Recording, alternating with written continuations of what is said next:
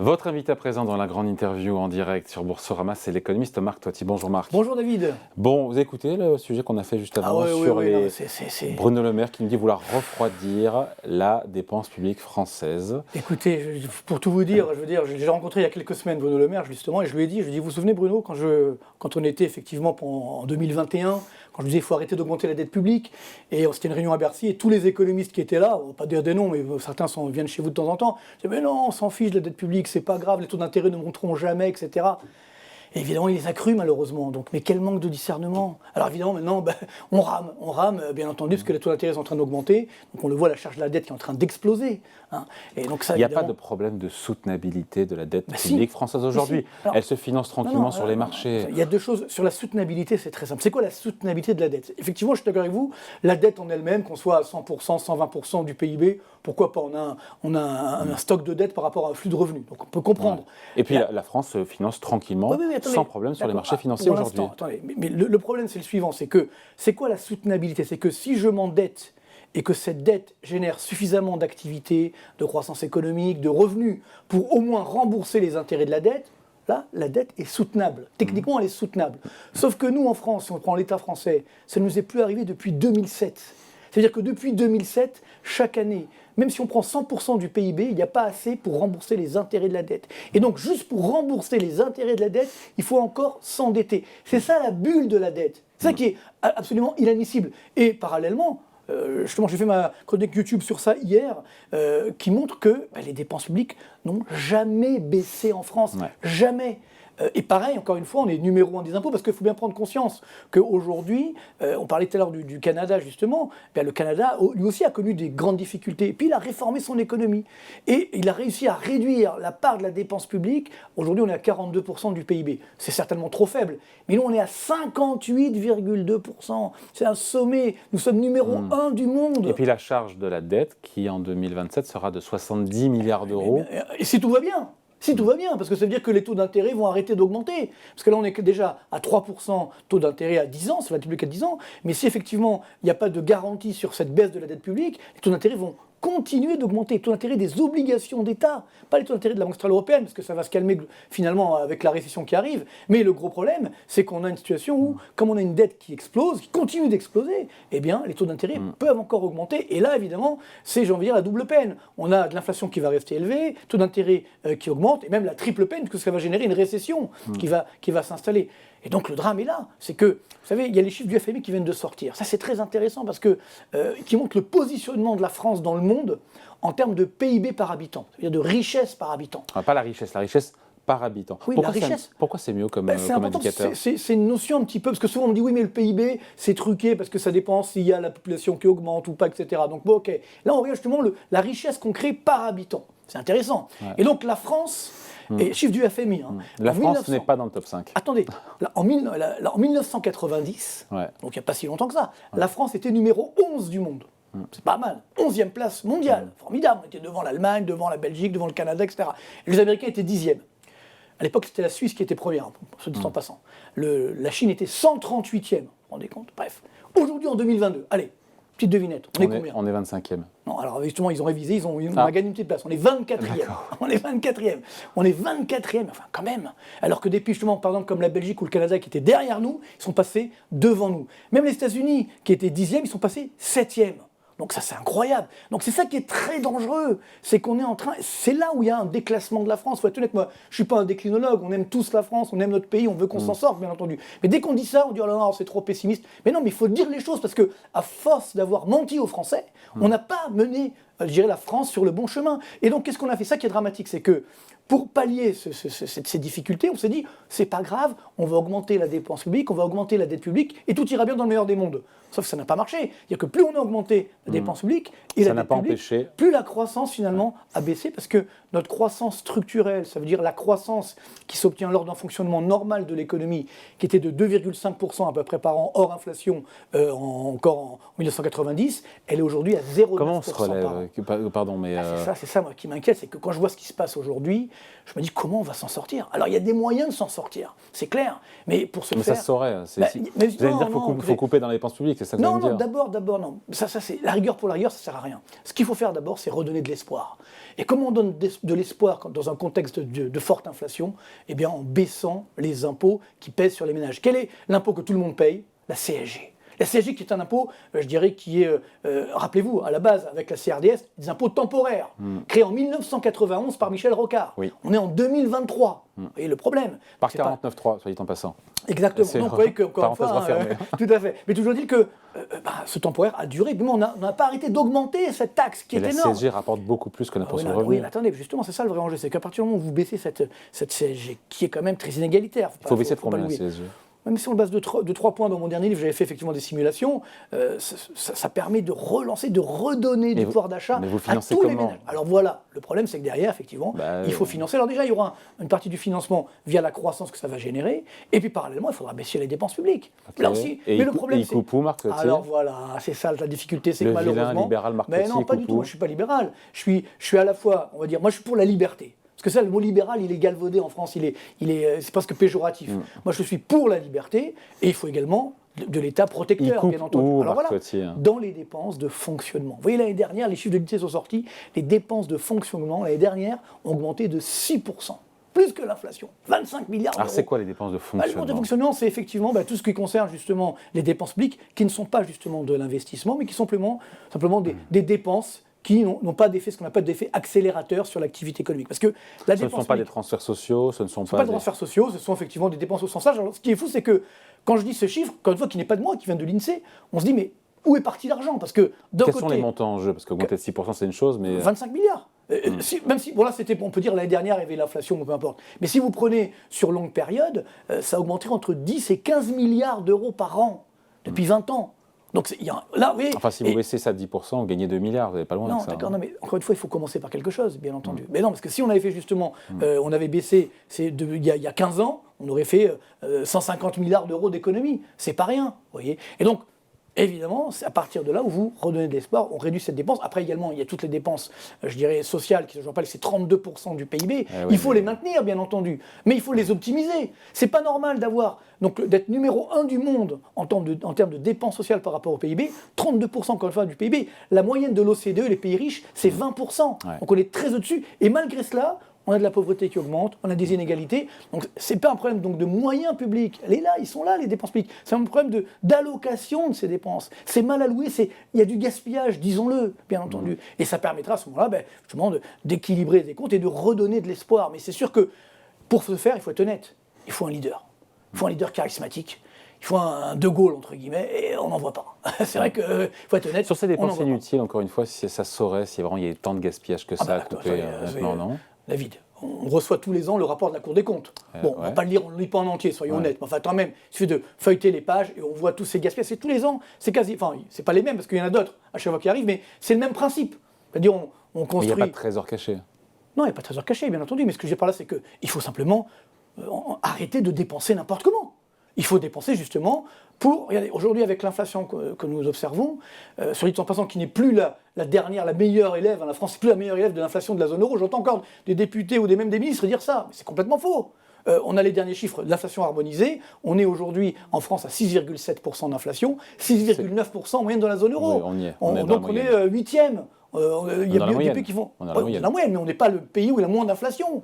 L'Espagne, il y a 3,1% d'inflation aujourd'hui. Alors, donc, mais on se gargarise, tout va bien. Non, mais d'ailleurs, ça a coûté extrêmement cher de maintenir une faible inflation qui maintenant, finalement, arrive. Et donc, sur les biens alimentaires, l'inflation en France, le dernier chiffre de l'INSEE, encore une fois, 17,5%. Mais c'est une catastrophe. Je voyais le sucre, l'inflation sur le sucre, 52% au mois de mars. C'est des chiffres complètement fous. Donc, qu'est-ce qui se passe? Des ménages français, malheureusement, qui sont dans une situation compliquée, ils suppriment un repas par jour. On voit maintenant des antivols sur la viande, sur le poisson, dans certains supermarchés, parce qu'il y a des vols. Enfin, on est quand même la 7e puissance mondiale. On a été dégradé, c'est vrai. Enfin, on s'est dégradé tout seul. Mais tout de même, il faut qu'on tienne notre rang. C'est pas normal que dans un pays comme la France, il y ait ça. Alors surtout, encore une fois, qu'on a quasiment 60% du PIB de dépenses publiques. On ne peut pas dire qu'on est, aux États-Unis, au Canada, avec 40% de dépenses publiques.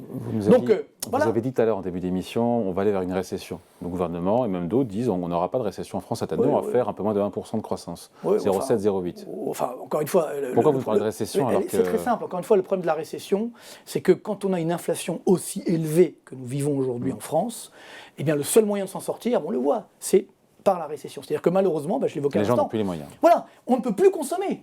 Donc, qu'est-ce qui va se passer effectivement? La consommation est en train déjà de s'effondrer. Alors, elle résiste par des subterfuges ici ou là. Et regardez les défaillances d'entreprises. J'ai regardé justement les chiffres hier. Ils sont justement sur la vidéo YouTube que j'ai faite hier. Parce que ça, les chiffres de la Banque de France, ils sont disponibles. On peut aller sur le site de la Banque de France les voir. C'est incroyable. Alors, on vous dit, oui, mais on n'est pas au niveau de 2019. Oui, mais c'est ça parce qu'on prend tout ce qui est micro-entreprise. Si vous prenez aujourd'hui, par exemple, les moyennes entreprises françaises, eh bien, nous sommes sur un niveau d'augmentation de l'ordre de 80% par rapport sur un an. Et par rapport à 2019, on est à quasiment plus 30% d'augmentation. Donc, on a dépassé 2019, donc avant la pandémie, en termes de défaillance d'entreprise. Donc derrière, il n'y a pas que les entreprises, il y a des personnes, il y a des salariés, donc il y a quand même de la sinistralité. Oui, donc récession... Ça, c'est très dangereux. Et regardez, juste un dernier chiffre qui est sorti ce matin. Le climat des affaires en France s'est effondré ce matin. Je ne sais pas si vous l'avez vu. Non, j'ai pas vu. Indice de l'INSEE. Vous voyez, on est quasiment à la moyenne de long terme. Donc, c'est évident que le PIB va baisser. Alors de combien, on verra bien. Mais en moyenne sur l'année, je pense que si on fait 0,5% de croissance, ce sera déjà formidable. Sachant qu'encore une fois, les taux d'intérêt augmentent. Il y a également le secteur de l'immobilier qui est en train de souffrir. Juste, c'est pas une récession, parce que si on fait 0,5% sur l'année... Oui, en moyenne annuelle. Maintenant, la récession, encore une fois, parce que c'est 2 trimestres consécutifs de baisse du PIB. Peut-être qu'on n'en aura qu'un. Et puis le lendemain, le trimestre d'après, ça va augmenter. Quel impact sur l'inflation? Est-ce qu'enfin l'inflation se calmera? On est à 6,5 en France. Quand est-ce qu'on revient dans une zone plus raisonnable? Parce qu'aujourd'hui, ça commence à baisser un petit peu, notamment grâce à l'énergie. Alors attention, l'inflation, je rappelle que simplement ce qu'on appelle un glissement annuel des prix. C'est-à-dire on regarde les prix en mars 2023 par rapport au mars 2022. Donc qu'est-ce qui se passait en mars 2022? C'était le début de la guerre en Ukraine, et c'est là où les prix notamment d'énergie ont flambé. Donc c'est que l'inflation a un petit peu baissé, donc 5,6% aux normes INSEE, donc 6,7% aux normes européennes, et donc à partir de là on se dit, oui, alors ça baisse un petit peu. Oui, mais c'est un effet technique, parce qu'en mars 2022, les prix avaient très fortement augmenté. Maintenant, cet effet technique va se calmer. Donc l'inflation va rester élevée, mais par contre, alors sachant qu'en plus de cela, on le voit, on le vit au quotidien, on a une baisse des cours des matières premières, une hausse de l'euro. Donc ça aurait dû faire baisser les prix des produits importés, et notamment le pétrole, etc. Quand vous allez voir votre plein, il est toujours à 2 € le litre sur le super sans plomb 95.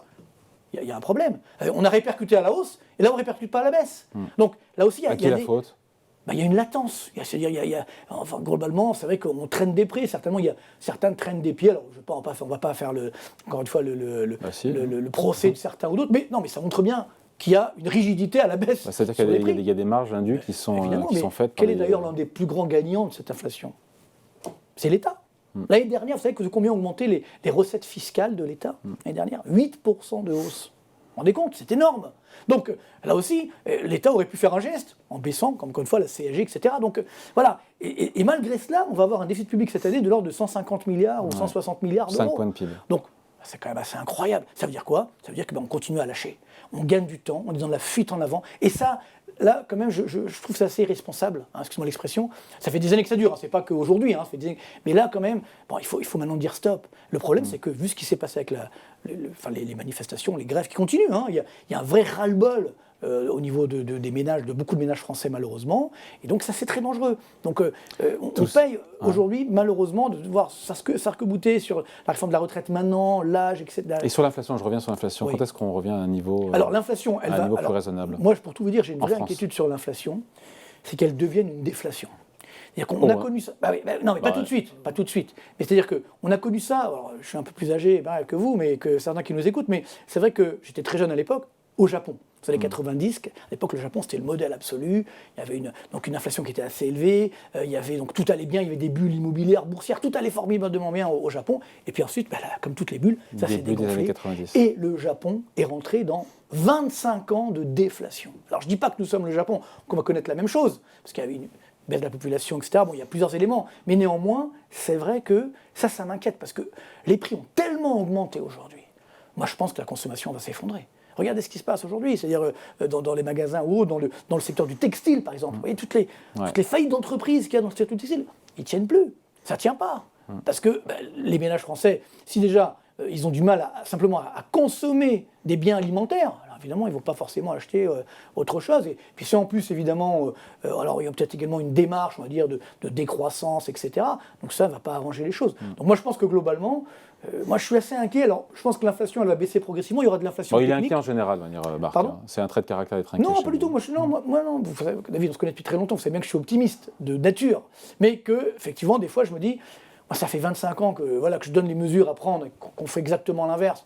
Donc, c'est fatigant. C'est fatigant. Et il va bien arriver un moment où on ne pourra plus continuer comme ça et où ça va stopper. Donc c'est ça, moi, ce qui m'inquiète aujourd'hui, c'est que, attention, là, je pense qu'on est au bord du gouffre et on risque de faire un grand pas en avant, justement, dans le gouffre. Donc, parce que tu as un petit mot juste, Marc, du marché immobilier, qui s'est retourné en France, mais ça baisse à peine. On a eu il y a quelques jours le patron de Century 21, un des plus gros réseaux en France, qui a sorti ses chiffres. Transactions en baisse de 9% sur le premier trimestre et des prix en baisse de 1%, presque rien. Oui, alors ça dépend où. Ça dépend où. C'est que quand vous prenez effectivement, alors il y a plein d'indicateurs qui sortent ici ou là, notamment donc l'indicateur meilleurs agents, les Échos, qui est assez fiable. J'ai un peu regardé. Et qui dit 1% de baisse aussi.